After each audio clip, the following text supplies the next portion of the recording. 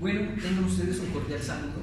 Somos estudiantes de octavo semestre de la Escuela Superior de Administración Pública ESAP y en esta ocasión vamos a sustentar lo que es la geopolítica de Venezuela. Mi grupo de trabajo está conformado por primera instancia por Cristian Dueñas Suárez, por Ana Cecilia Chamorro Basante, por Patricia Teresa Maya Bastidas, por Mario Fernando Quintero Bastidas y mi persona Ricardo Solarte Calvache.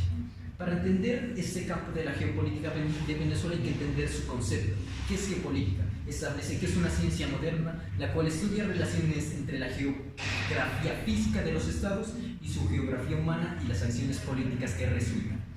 En este contexto, entonces vamos a tocar los temas que vamos a resaltar en la sustentación, que son temas económicos, políticos, sociales, culturales de Venezuela y su dificultad de llevar acuerdos políticos internos. Venezuela, oficialmente conocida como la República Bolivariana, está ubicada en la costa norte del continente sudamericano. Su territorio abarca aproximadamente 354.000 millas cuadradas, donde vive una población de 29.1 millones de habitantes. Desde una perspectiva natural, Venezuela es considerado un estado con una biodiversidad extremadamente alta. Siguiente, por favor. Es un mapa de la localidad de Venezuela en el cual se encuentran las cuencas de explotación del petróleo de Venezuela como principal mineral de esta geografía venezolana. A principios del siglo XIX, Venezuela permaneció en las sombras del Imperio Español. En 1806, Francisco Miranda quiso liberar a Venezuela del yugo español a costa de su vida. Lo tomaron prisionero y murió. Luego, Simón Bolívar asumió el liderazgo de la revolución con varios intentos sin éxito para derrotar a los españoles. El 24 de julio de 1831 en Carabobo, las tropas de Bolívar derrotaron a los españoles, pero la visión de Bolívar de una república unificada se terminó antes de su muerte en 1830. En su lecho dijo un postulado que América es ingobernable. En este año Venezuela adquirió su completa libertad como país independiente.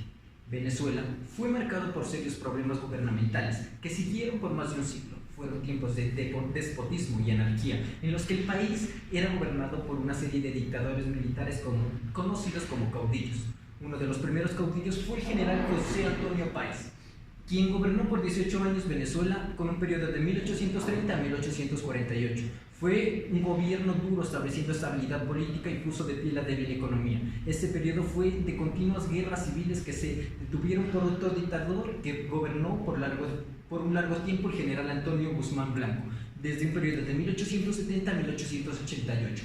Lanzó un programa de reformas, incluyendo una nueva constitución, garantizó cierta estabilidad temporal, pero su gobierno desencadenó oposición, sumergiendo al país en una sangrienta guerra civil. En 1908 tomó el gobierno el tirano general Juan Vicente Gómez. Durante su despiadado gobierno, Gómez suprimió el parlamento, aplazó la oposición y monopolizó el poder. El descubrimiento del petróleo en 1910 ayudó al régimen de Gómez a poner en pie la economía. Para fines de la década, en 1920 Venezuela era explorador de petróleo, y esto más grande del mundo, permitiendo pagar la deuda externa del país, pero la gran mayoría de los venezolanos siguió subsistiendo de la pobreza. Poca infraestructura, educación, salud, mucho menos acceso de vivienda razonable. El dinero rápido que vino del petróleo hizo que se descuidara la agricultura y el desarrollo de otros tipos de producción. En 1905, cuando Rómulo Betancourt, líder de izquierda de la Acción Democrática, tomó control del gobierno, una nueva constitución fue adoptada en 1947 y el notable novelista Rómulo Gallegos se convirtió en el presidente de la primera elección democrática. El inevitable golpe tuvo lugar a 8 meses después de la elección de Gallegos con el coronel Marcos Pérez Jiménez. Una vez en control, aplastó la oposición e invirtió el dinero en petróleo, en obra pública y el desarrollo de Caracas. Modernizó el país, pero este desarrollo no subsanó las desigualdades económicas y sociales del país. Pérez Jiménez fue derrotado en 1958 con una alianza de civiles de la Marina y de Fuerza Aérea. El país regresó en el gobierno democrático y Rómulo Betancourt fue electo presidente. Él disfrutaba del apoyo popular y completó el periodo de 5 años. Fue el primer presidente democráticamente electo. Desde entonces todos los cambios del presidente han sido por medios constitucionales, aun cuando la primera década ha sido testiga de algunas dificultades. Durante el periodo previsto del presidente Rafael Caldera en 1969 hasta 1974, el flujo de dinero proveniente del petróleo mantuvo al país en una radiante economía. Marco Evangelista Pérez Jiménez fue un militar y político venezolano, presidente de Venezuela entre los años de 1952 y 1958. Se caracterizó por conducir un gobierno de arraigado nacional, autoritario y militarista. En 1989, Pérez fue elegido por segunda vez, el cual trajo una ola de protestas que generó una pérdida de 300 vidas, el cual empeoró por 2 golpes de Estado que hubo en 1992. El primero por el coronel Hugo Chávez, terminando con 20 vidas, pero el gobierno tuvo el control. El segundo intento lo dirigieron oficiales menores de la Fuerza Aérea de Caracas con aviones de combate. Le dieron una dimensión apocalíptica, un golpe extraordinario al Palacio de Miraflores y el Palacio Presidencial, y esta vez más de 100 personas murieron. En 1995 Venezuela fue obligada a devaluar la moneda en un 70%, el cual para finales de 1998 2/3 partes de los 23 millones de habitantes estaban viviendo por debajo de la línea de la pobreza. A continuación hablaré de Hugo Chávez Frías, quien fue un referente socialista de Venezuela en los últimos 20 años. Hugo Chávez nació el 28 de julio de 1954 en Caracas. Fue un político militar venezolano. Fue también líder del movimiento Quinta República desde su fundación en 1997 hasta el 2007, cuando se fusionó junto a otros partidos para crear el Partido Socialista Unido de Venezuela, que dirigió hasta el 2012. Hugo Chávez nació en una familia de clase trabajadora en Sabaneta.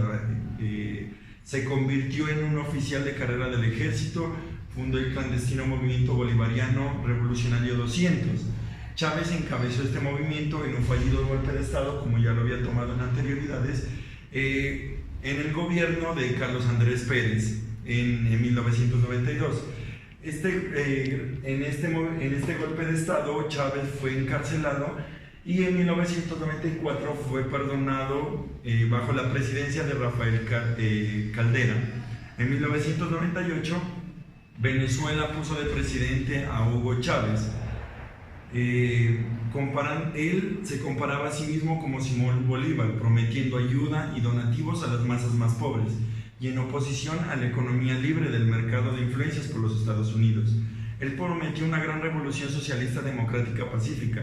Sin embargo, desde una victoria, cuando ya llegó a la elección, no fue de una manera pacífica. Poco después de tomar, Chávez se puso a reescribir la Constitución. El documento fue aprobado en un referéndum de 1999, otorgándole en el 2002, culminó en un golpe de Estado realizado por los líderes militares, apoyados por un grupo de presión comercial, en el que Chávez fue obligado a renunciar al recurso del poder. 2 días después, él volvió a su liderazgo y ganando el referéndum y consolidando su poder, aliándose con Castro en Cuba y apoyándose con los candidatos de izquierda de Bolivia, Evo Morales, y a los candidatos de izquierda en Perú y México, que no ganaron la presidencia. Chávez, durante su segundo periodo, incrementó la obra pública y los programas sociales para beneficiar a los pobres y nacionalizando las empresas más grandes de comunicaciones, cementos, aceros del país, la mayor parte de su industria eléctrica y hoteles, así como la infraestructura recreativa y de transporte. En el 2010, Chávez anuncia la devaluación de la moneda conocida como Bolívar. Fue impulsado los ingresos de exportaciones petroleras y limitado las importaciones. Sin embargo, las personas de Venezuela temían un incremento de los precios generalizados y una inflación astronómica. Por otro lado, los controles de las divisas. A pesar de su popularidad, Chávez, después de una batalla pública contra el cáncer de colon, falleció en Caracas el 5 de marzo del 2013 a la edad de 58 años. Luego de la muerte del comandante Chávez, inicia el periodo de Nicolás Maduro. Nació en Caracas el 23 de noviembre del 62. Su madre era colombiana y su padre ejerció como líder sindical. En 1991 ingresó como conductor de autobuses y ya se destacó como sindicalista y activista de izquierda. Se une a la militancia revolucionaria que lideró Hugo Chávez desde los primeros momentos. Ya en el 93 acude a verle a la cárcel donde Chávez estaba preso. En el 98 Chávez gana las elecciones y Maduro se convierte en su aliado y fue elegido diputado. Su fidelidad lo convirtió en su mano derecha. Hugo Chávez le encomendó la tarea de llevar los asuntos exteriores del país, y así Maduro se convirtió en canciller y comenzó a moverse entre altos mandatarios internacionales. Su ascenso al poder continuó imparable y en 2012 fue nombrado vicepresidente ejecutivo. Realizó la carrera de la sucesión de líderes como Diosdado Cabello. Maduro fue nombrado presidente encargado y en abril de 2013 ganó las elecciones presidenciales con más del 50%. Desde que ganó las elecciones, Maduro se empeña en conservar el poder a toda costa, pese a la ofensiva opositora y a las denuncias de fraude que han intentado hacer la oposición.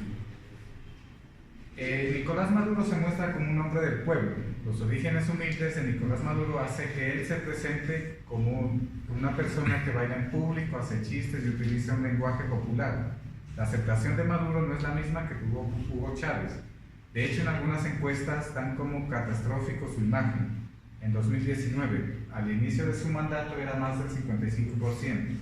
Y en este momento está alrededor del 8%. En el último año, la oposición ha tomado mayoría en el Congreso y mayoría en el país y se ha volcado a las calles a derrocar al líder bolivariano. Pero él se empeña en mantenerse en el poder. La caída de Maduro podría ser inminente. Estados Unidos ofrece una amnistía para Maduro y militares que dejen y abandonen el poder. A continuación vamos a tocar los aliados del régimen de Maduro, principalmente China, que es un aliado económico, estratégico y político. Esa es otra de las razones para las que logra mantenerse en el poder.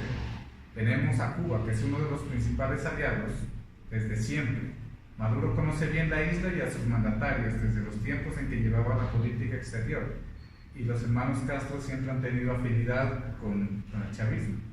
Y Rusia, Vladimir Putin, quiere a Maduro en el poder antes que la oposición. Su motivo, junto con el petróleo, es el interés y en algunas de otras materias primas que abundan en Venezuela.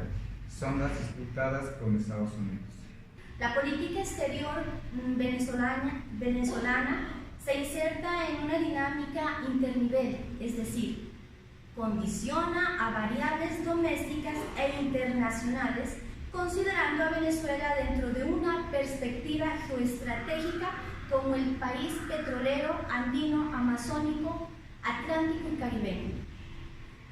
Puesto que esto, la promoción de un sistema internacional multifloral como principal objetivo de la política exterior de Venezuela, se tradujo en el establecimiento de la relación con centros de poder mundial, como los países que nombré, China, Rusia, India, Irán. En el contexto regional mexicano, en materia energética, dirigida a los países de Centroamérica y el Caribe, contrasta con energía energética los venezolanos, siendo estos los dos países con esta materia energética, y por esto ha ocasionado mucha rivalidad entre los dos países. Ya nombrando en lo social y como una conclusión, miramos que Venezuela necesita alcanzar la justicia e igualdad social, la transformación social, mejor calidad de vida, respeto a los derechos humanos, permitir la igualdad de acceso a los recursos, reducir los niveles de acceso a los recursos, reducir los niveles de endeudamiento, consolidar la verificación de la economía, mejorar la composición de la cesta petrolera. Es así pues que el mejorar la composición de la cesta petrolera es muy importante, es muy unificante. La integración económica en la región, posicionamiento en los nuevos mercados regionales y mundiales e incremento de la reserva, desarrollando nuevas industrias. Es así pues que nosotros hemos querido dar una reseña de la geopolítica de Venezuela, sacando los puntos más importantes y los más relevantes. Muchísimas gracias.